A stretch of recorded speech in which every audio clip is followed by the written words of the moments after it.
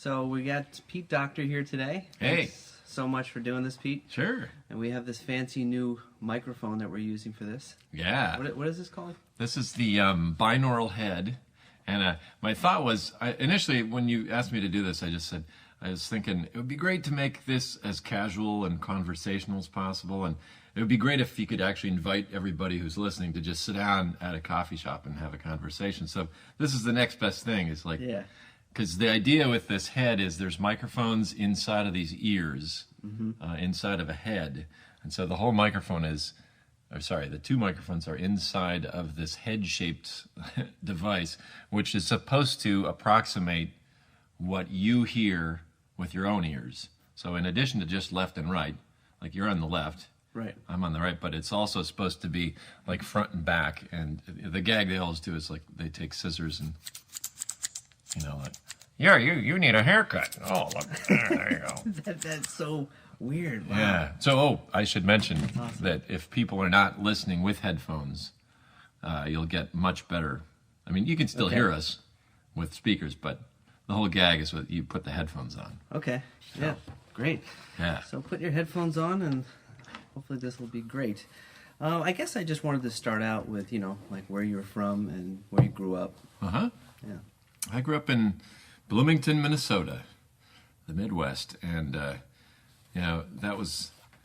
I grew up in the 70s. I was born in 68. That was a time when you didn't have the internet and stuff, and so learning about animation, something as obscure as animation, took some real doing.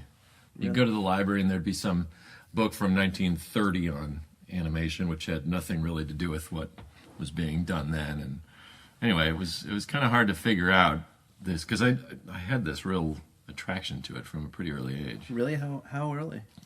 I remember distinctly in like third grade, no, even second grade, finding out about flip books and doing, drawings in the corners of my math book and stuff, and then flipping through and they're moving. And then my father had a Super 8 camera, and I remember looking at the film going, now wait, those little pictures are all a little different, just like the flip book. I wonder if I took pictures with the camera of the flip book, could I then project it on the wall? So I sort of figured out slowly by myself that you could do this, you make movies essentially that way.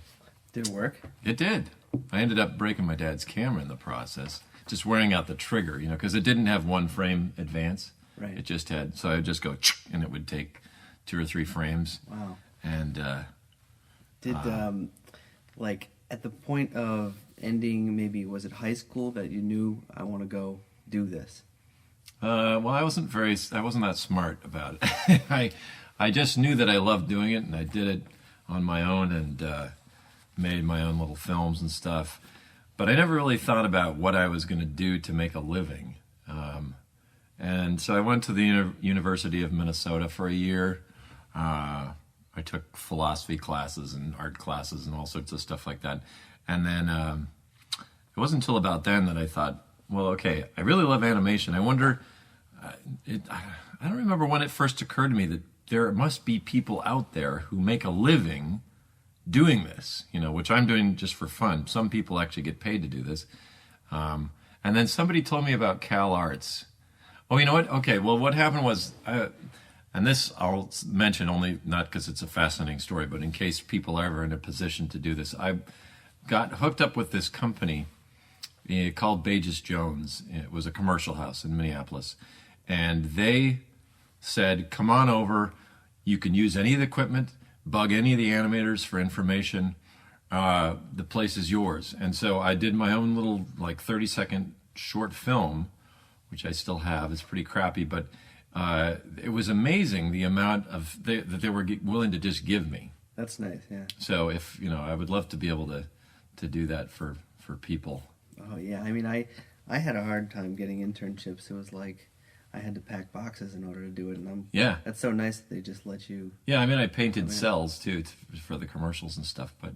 And so Cal Arts, you pretty much packed up and moved there and just started going. Yeah, they had warned me well, they're gonna brainwash you into doing that Disney style. But if that's what you want, and it was pretty much, I mean, I liked Hollywood animation, between that and Warner Brothers especially. And I especially wanted some sort of structure. A lot of class that I went to, a lot of different schools, they said, well, you open the door, here's all the equipment, you just kind of play around and that's it. Like, well, I wanted a little more structure than that. And Cal Arts had a very regimental, like you have to take life drawing and design and da-da-da-da-da. So that seemed very attractive to me, that they had it sort of figured out and road mapped for you. Who were some of your teachers? Well, Bob Winquist was in charge of the department. Chris Buck was my animation teacher. Joe Rampt, it was his first year teaching. He was the story teacher. And then Mike Giammo was a character design. So it was a pretty heavy... That's nice. Yeah. And what were some of the films you worked on? My student films, you mean? Yeah. My first year film was called Winter. It's about a little kid getting dressed up to go out in the snow and then he can't move, which was based on my sister. And then the next year I sort of started with the idea that I wanted to animate a dinosaur, and ended up with Palm Springs. And then the last year, I was there 3 years, I did Next Door, which is this sort of square-headed guy and a noisy kid next door. Now, so you said you were there 3 years. Did you get contacted by somebody? Why did you leave early? I had been to U of M for 1 year, so I transferred a bunch of credits over. Oh, that makes sense. And I probably would have left after 2, but my parents said, no, you need a degree. You know, in case this animation thing doesn't work out, you might want to teach or whatever. You need a degree. And, you know, they were paying, so, all right, look at it. And then it was a good time to be leaving school because Roger Rabbit had come out, and I think Little Mermaid was just being worked on. I worked at Disney between my last 2 years, and they were working on it then. And so it was, Simpsons had just started, so it was really like just the cusp of what became the new animation, whatever you call it, upsurge. So what was how did you make your way to Pixar? Was it just by chance, or did you know about them? Well, John Lasseter and Joe were good buddies.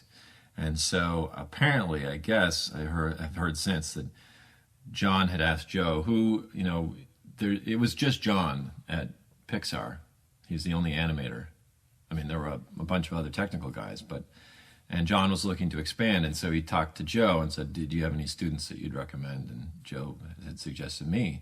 And then I guess somewhere along the way, too, his wife had worked with Andrew Stanton, and so he started, I think it was about 2 or 3 months before I ended up there. Wow. So you were number 3? Yeah, John had seen my student films, and of course I'd seen the Pixar shorts. But it was not a place that you ever thought about applying to. It was just like this weird rogue thing that John and a bunch of other guys were doing, and they did these cool shorts. But, you know, the places you applied were Disney and Filmation and things like that.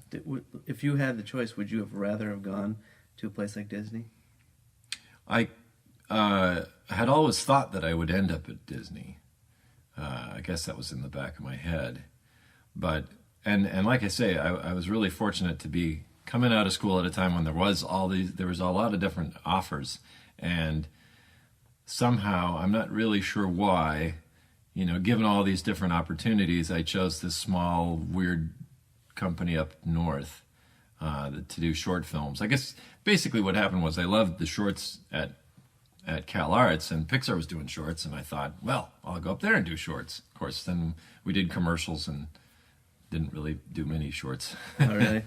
Did you, when you're doing the commercials, what would you say you learned about working on commercials that you apply now to feature work? Well, the probably number one thing was how much information you can get across in 30 seconds. I mean, 30 seconds seems like nothing, and yet we'd be asked or would, you know, demand of ourselves to tell these pretty complex stories in 30 seconds, and it had to be to the frame, right? You couldn't do one frame less or more. And so I really think you talk to or you read about Frank and Ollie talking about the old days being, it was the shorts that really trained them for the features, all the silly symphonies and things. And for us, I think it was commercials, because you really had to be disciplined about what you're communicating, had to read like, gangbusters really quick. Were you guys all directing them? Like each would take a chunk? It was pretty loose. Like Andrew, I think the first thing he animated he was directing was a Trident sugarless gum thing, and that's when I came on. I remember it's like the second day there after orientation, I was sitting and watching Andrew, and he was just like, damn. Damn. He couldn't figure it out, and it was just fighting the computer, because it takes for somebody who hadn't used it before, it takes a good month or so before you really get the idea of what's going on. Yeah. It's funny because those commercials were some of my inspiration for coming here. Oh, really? Yeah, like I love the Listerine commercials and the Lifesaver holes. And did you work on any? Both of those. John directed the first thing I worked on was the Listerine boxing thing. I don't know if you remember seeing that. Yeah, sure. And John directed that. The weird thing about that was, I remember talking to a friend of mine who said, I can pick out your scenes, which I always thought you recognize somebody's stuff by their drawing style on things. And of course, there's no drawings at all in it. So it kind of blew me away that you could tell just by the movement and timing. Which scenes? Well, I don't remember now. I could show you if you watch it, but. Well, can you talk a little bit about how you transitioned from that to being a supervising animator on Toy Story? Mm-hmm. It was a really small company, and I would recommend, like, for anybody who's starting out. I know a lot of people, they see Pixar or Disney or whatever, DreamWorks or whatever, and they're like, yeah, I want to work there. But the thing is, working at a large company, you have to you get very specialized, right? You could just do one thing. And Pixar was such that there was nobody else. We had to animate, we had to design the characters, do the storyboards, do everything, background paintings, all that stuff. So that's when we started developing Toy Story. It was John and Andrew and I, and then eventually Joe. And we wrote the characters, we wrote the script, we designed the characters, we came up with the scenarios and everything, which was great. And it was kind of an extension of doing those short films. It was 4 of us instead of just you by yourself, but we were making the movie. And so we would work together in one room and just bounce ideas around, and we all knew the characters really well. And I think the initial idea was that we were so naive, we had no idea what we were doing. We were going to animate the whole thing with 9 animators. The plan was we're going to have one guy that was going to lay it out. Craig Good couldn't do that, and we were going to do the story first, because that's what we'd read in the books. Like, they do the storyboards first, and then that was going to be done, and then we'd animate it. And so Andrew and I were going to both go over and become supervising animators. And of course, the story didn't get done. It just keeps going and going and going and redoing things. And so Andrew stayed in story, and we needed to start production. So I sprung over and became the supervising animator while Andrew stayed in the story. Well, and you were also doing a lot of animation. Like, a lot of the times now, it seems that supervising animators don't get to animate as much. Yeah. And you did a lot of animation. Was that just because of the limited amount of resources and just... Yeah, well, I mean, I was doing a lot of boarding too initially, storyboarding. And yeah, it was just everybody who was there, it's up to you to make the movie. Yeah. Plus it's such a new medium that I didn't feel like I had the authority to go in and tell anybody else what to do unless I knew myself. So, I would work supervising during the day, and then I'd go home, grab some dinner. My wife would come in and play computer games while I would animate till about 1 or 2 in the morning. Sure. And then we'd go home and then come back the next day. So that's when I'd get the work done, is after hours. Okay, that makes sense. That's how a lot of the guys do it here. Now, I mean, Toy Story just totally still resonates with me when I watch it. The acting is just so good. The story is amazing. These features have a high level of polish and acting and everything. Do you think that the animation in our films is better now, or just more polished? Both. I think it is better. The thing about Toy Story is, looking back at it now, and I saw it for the first time about a year ago. I hadn't watched it for years, and the thing that struck me was how inconsistent it was. Like, there'd be these great Mark Oftedal or Doug Sweetland scenes, and then there would be this kind of crappy, chunky scene, and then it would go back to some really great stuff. And so I think today the valleys are pushed back up. There's nothing that's really crappy at all in any of our films now. There's some acting that I might not agree with, but I think generally the acting is a lot better too. Do you think it's more complex? I mean, because I feel like some of the stuff in Toy Story was just great. I mean, I love some of the stuff that you did and some of the stuff that Rich Quaid did Under the Box, And I don't know, do you think that it's changing already? Like, when you look at old style work of classic Disney, there was a style of acting. Mm-hmm. Do you think that the acting style is really changing from Toy Story till now? Not that I've really seen. I don't know. What do you think? Well, I don't know. I guess people are paying more attention to things like, gesticulations and contacts, but I just wonder how the acting styles will change, till 20 years from now. Well, there's a ton more subtlety that's available now. Like, if you wanted to do, somebody pushing their hand against their cheek or something, that was just impossible. You couldn't do that. You'd have to make another choice. Yeah. So there's a lot more available now. I think there's, maybe because of that, there was a little more of a sense of simplicity and directness, because you couldn't do some of the fancy stuff. You really wanted to have his head scrape across the windshield or something. You couldn't do that. You'd have to come up with some other way of doing things. And sometimes maybe that was good. Those limitations cause you to really simplify. Yeah, I agree. I mean, that's what we were talking about on Monsters when Mike was two legs coming up with that's right. That's right. So what types of things interest you now as an animator, director? I mean, for instance, I know that you used to record people like having a conversation, right? Yeah. And turn the sound off and try to... Are there things that you really kind of like to watch, or do you do some stuff like that anymore? Yeah, not as much, unfortunately, because it's don't have time. But just watching people in general is still totally fascinating. I think that's really the heart of all the films of all films generally. I think is I think people, the slogan for people should basically be, we love us. People. That's why you go to a movie, is to see yourself and to see the world the way that it somehow resonates with you. There's tons of examples of that, but we were in, I think I mentioned to you right before we recorded, my family and I were in Paris, and we went to the Louvre, and it's a huge museum. They have all the paintings arranged by nationality. And so we went to the Italian Renaissance section, and you listen, and everyone in the room is Italian. And then you go to the French section, and everyone's French. And so, you gravitate towards your own people. And I mean, another example of that is just kids. We got this idea from John, actually. You set up the camera aiming over the television and feeding back into the TV. So your kid is in front, and they can see themselves on TV.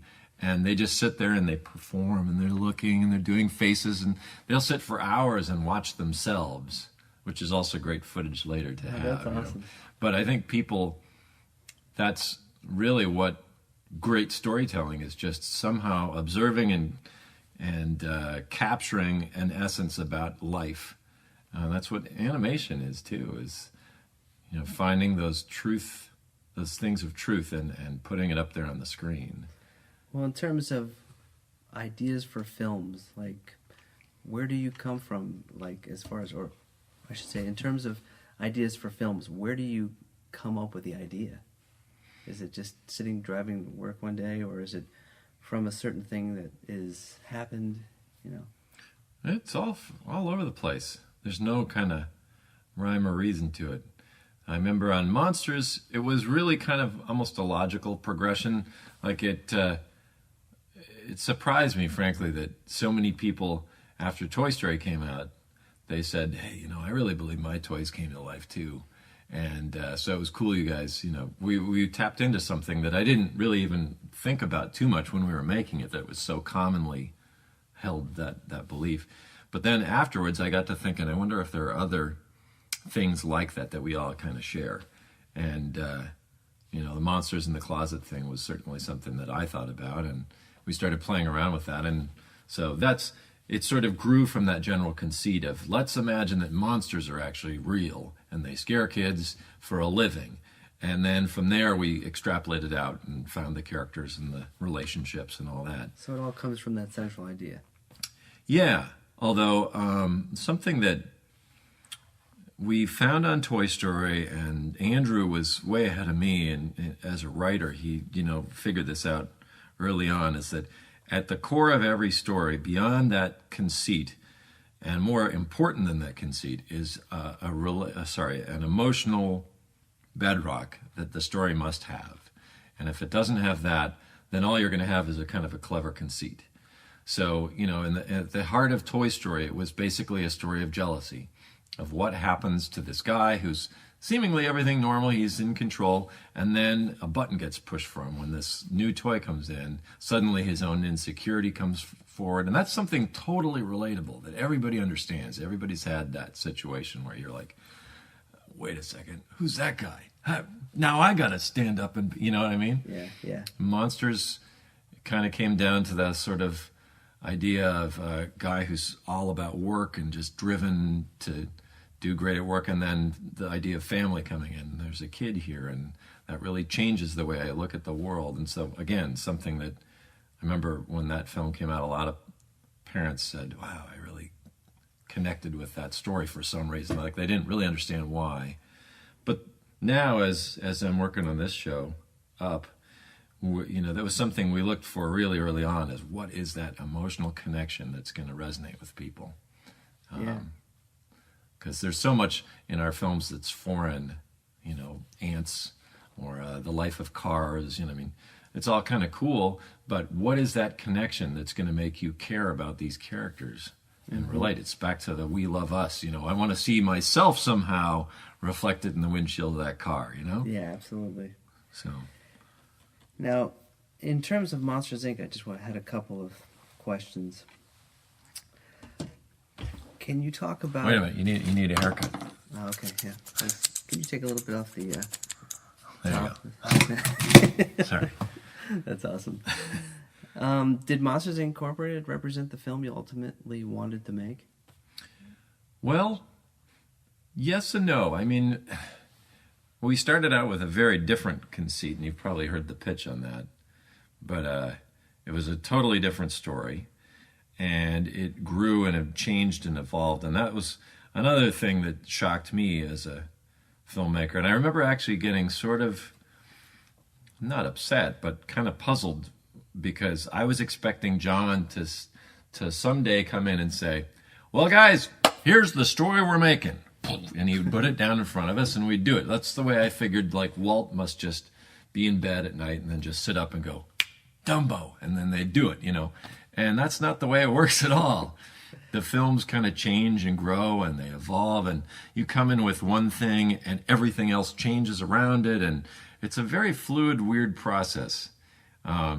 So Monsters, I think, at its heart, it is the same story that we started with and the film that I wanted to make. I mean, there's a lot of details and things that changed around it. Right. But hopefully for the better, Yeah, I mean, because I remember early on you wanted a much more graphic look. Right. Like we were going towards that, and then it came back to a little bit more realistic. Well, that's a separate subject we can talk about too, but the looks thing, okay. I think in terms of storytelling, it's different than I initially started with, but it still has the same sort of heart to it. Mm-hmm. Yeah. Themic heart, So looks-wise, what was... Well, looks-wise, this is just my personal taste, but I feel like there is so much more to explore in terms of the look of films than kind of where we've settled. And Pixar's constantly pushing and trying new things too, so that's good. But I have this footage of kids, and they're watching something, and they're laughing hysterically, and then they are shocked, like it's almost like they're seeing someone disemboweled or something. And when you finally cut around and see what they're watching a sock puppet show, right? So they're totally enthralled, enraptured, captured by a bunch of socks, right? And I think, okay, if that's what you can do, then there's no reason why things have to be total texture mapped with shadows and all that, I mean, people will accept whatever you put up there as long as it has that emotional grounding. And so I would love to be able to really kind of try some new things in terms of the way things look. Now, the computer medium is, at least the sort of rendering and software that we have here, tends to lend itself to a particular strength, and I think that's why we've gone the way we've gone. But I think there's a lot more that could be done out there. How about animation-wise? Animation, too. I think, and again, it's all tied in with design, but we've chosen a very sort of physically grounded, with a balance of caricature. But I think you could slide that scale way over more caricature and get away with it too. You'd have to make some changes to design to enable to do that, but the motion being caricature. Yeah, things like that that they did in the 1940s films at Disney, Pecos Bill and Ichabod Crane and things. Where a character will jump in the air, twirl their legs for a good second and a half before they come down and run, or things like that sort of capture more of a feeling. And they're still physical. They feel like they have a weight, but they're not quite so tied to the reality of watching live action or. Yeah, I don't think a lot of films have really done that successfully yet. I think that it sounds like a lot. They're trying, but because it's CG, there is a sense of physicality that needs to be there. Yeah. I guess a good. A split between cartoon physics and real-world physics. And I think a lot of it grew out of the fact that it looks so real on the screen. You got those cues to your eye that tell you this is physically actually there. It's not an abstract representation the way a drawing is. I mean, the best drawing in the world, there's part of your brain you still know that's a drawing.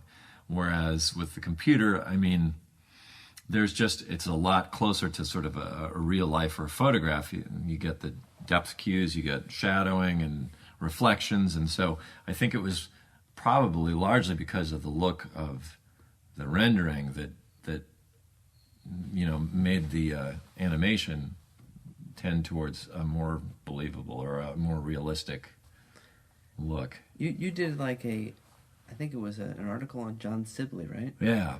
What kind of prompted that? Was it the way that he animated? Yeah, I mean, it's this very subject that I loved those films from the 40s, and that the way they were able to capture. I mean, to me, it's this. They did it in movement the way Al Hirschfeld does it in a caricature, in a still drawing. That he's somehow using 3 lines, able to make something look more like that person than a photograph does. You look at that caricature of Frank Sinatra, and that just it oozes with Frank Sinatra-ishness. And those guys did that with movement too, that they were able to get this movement that felt so much stronger than the live action equivalent. It's like taking a bunch of I had this very tiny strawberry once. It was like all the flavor of a huge strawberry packed into this small strawberry. It's like that, where you just kind of reduce it down to just its bare essence. I wonder if that had anything to do with the time and the era and the filmmaking that was going on around that time. I mean, probably. Yeah, I wonder if we can do it as successfully now. I think that everybody has the capability. It's, I guess, how to approach it and reinvent it. Uh-huh. Yeah. Yeah, I mean, you're right. There was a lot of films, like even the live action films out of MGM and things that already had a heightened sense of reality to them. Yeah. So, Yeah, well, I'll bet we'll go back in 30 years and look at the films being done now and say, oh, they were so heightened in reality. This is not real at all. Such a style to them. But we just don't recognize it. Yeah. How are you on time, by the way? You okay? I think I'm okay. Okay. It's one. You animated the last shot on Monsters. Mm-hmm. And every year you do the flip books, for the holidays, which I love seeing. Do you miss animating? Are there times when you wish you could just animate? Yeah, I do. The funny thing is, I don't really like drawing, but I like making things move. And that's the cool thing about drawing animation, is that it gets you to places that you probably wouldn't have otherwise if you were just sitting down and drawing. I sort of, like there's the guys, there's plenty of them around here who are just always drawing. They just seem to have this obsession. They just always draw. And I have to kind of make myself do it. But once you get into movement, that's where I just get sucked in. I just, every year I start the flip books and I'm like, oh, this is work. And then suddenly I see it move and then I can't stop myself. So, it's a lot of fun. It's a lot of work too. Oh, absolutely. What things about animated films do you really enjoy? And do you have like an aspiration to do live action, or do you always want to stay in animation?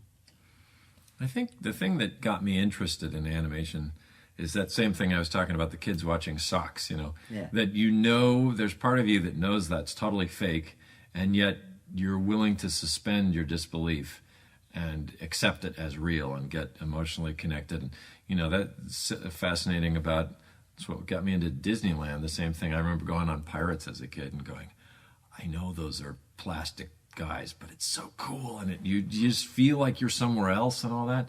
So I love the idea that we're sort of tricking people, and it's on one hand fake, and on the other hand so believable. I think that's the most intriguing thing for me. That, and there's a real love of the craft for me. I just like making things. It's so much fun coming here every day and working with these amazingly talented people who can do much more than I ever could on my own. These incredible designers and painters and animators, and so you get to be part of this thing that becomes such a high level of craftsmanship. It's really rewarding. Yeah. But I'm not really, I don't know. If I came across the right story, I might be intrigued to do live action, but I think my instinct would be to stay in animation. When you're working on these films for so long, how do you stay motivated? Like if you're on a film for 5 years, Mm-hmm. I mean, are there times when it's just like, how am I going to get through this? And I just want to know how you get through such a long production. There are times when I'm coming to work and I'm just like, but usually those are when it's a high stress level because of interaction. Like I remember going to record with actors was always like the day before I'd be, wanting to throw up and feel like, oh, why did I ever do this? I should be back animating, but it's always the interaction, the relationship stuff that for me is the hardest. The work and the 5-year thing, I mean, every day you come here and you're plussing and you're making it better, and I don't know, it just must be my instinct that I don't like working really fast anyway. I'd rather really have time to think about it and craft it and find the best possible way to do this particular thing. And you just get to like I say, the people here are so talented. You just have a kind of a raw idea and you just get to watch it get better and better and better. So what aspect of that process is the most difficult for you? Well, the most difficult for sure is just the story. And early on, like, the concepts are fun. And I have a big drawer full upstairs of all these different ideas that sound really enticing. And then you get about a month or 2 months into it, and that's where the hard work starts. And when you start to go, okay, how does this character forward the story and the relationship of these two characters? Because that's at the heart of it. Like, these films might be about cars or monsters or whatever, but it's always relationship stuff. That's the foundation of it. it's the relationship between characters is what is the most meaningful. I mean, if you think of even in your own life, what are the things that really changed you? That, you know, Marriage, yeah, relationship. baby. Yeah. Yep, or a specific person you met, whether that's a love interest or somebody who, you know, caused you to see the world in a new way. A teacher, for example, you know, it's all has to do with interaction with people, and that's what we're trying to get at in the films. Anyway, I kind of got off on a tangent. No, there. that's really what I'm like interested in, and you know, like even something down to the minutia of a line. Uh-huh. You're the director. You drive the whole story. Are you coming up with the dialogue, or do you, you know? I mean, I know there are writers. Mm-hmm. How do you work with the writers and get the dialogue right? Well, it's different every time, depending on the writer. You know, somebody like Brad or Andrew, they're writing their own stuff, and I know, you know, Bob worked with Andrew on Nemo, and so he crafted a lot of the lines. Right now, I'm working with Bob, and Bob's writing probably 80% of the stuff. And I'll read through it, and once in a while, there'll just be something that doesn't quite sound right, or that just hits your ear like, something about that's not as clear as we want. So you start playing around, and a lot of it's working with the actor and things like that. So when it comes down to a specific line, it's just kind of about using your ear and see what sounds natural and appropriate for the character. Is that the type of word he would use? Would he be more casual or colloquial or whatever? Does he sound too much like a brainiac? Or, you know, just there's a lot of ways to say the same thing, and so you look for the right way to say that based on what you know about the character. But the hard part is even before that is like crafting the structure of the story, mm-hmm. so that it has a real progression and a pace, but that it's always relationally based. It's about characters bumping against each other that causes the story to go forward, not just events, like things thrown at them, you know. Yeah. I mean, do you get to the point where you need like a fresh perspective? I know you guys get all these note sessions. And, yeah. You know, something that you just didn't see. You know, does that happen a lot? Oh, yeah. Yeah, lots. And well, I mean, it happens on animation, right? Yeah. As well as on a global sort of storytelling level. But you get so close in on stuff, and you're looking at one little arc on a hand, and then you go to lunch and you come back and you're like, oh, the whole gesture doesn't work. Why am I worried about the hand overlap? Because it doesn't read. Yeah. That happens all the time. And we have these things that help us. Like, we work towards screenings every 3-4 months, and those really keep you honest. So, you know, you have all the sequences playing in continuity with John and Brad and Andrew and everybody in there in the screening room. And a lot of times, even before they say anything, you're just like, I know what's wrong already. I can see now because I'm sitting next to you. I see it through your eyes, right. And I know what we messed up on this, or this doesn't read, or whatever. But that's a crucial part of the whole process, is making those mistakes and allowing yourself to do it over and over and over. Do you see a lot of that in other films that you watch? I mean, obviously, you know, we're not going to pick on other films or animated films, but, you know, like, what films do you like to watch? Do you like to watch animated films, or do you prefer live action these days? Where do you get your kind of inspiration as far as other filmmaking? It's more, for me, types of, I guess, not so much the genre, but the storytelling. Like, I don't know, I really loved, this was a couple of years ago now, but The Station Agent, which is a nice, simple story. Took place in 1 or 2 locations, very simple, small number of characters, small cast, but it got to some really cool relational things, and I don't know, there's something about that, the sense of simplicity. There was a lot of deep stuff, but very simple on the surface. That film really got me. I like films like that. Yeah, where you can like see a relationship unfold, or an acting pattern, or an acting style. As a student, what do you think is the most important thing to do if you really want to work in animation? Just keep doing it.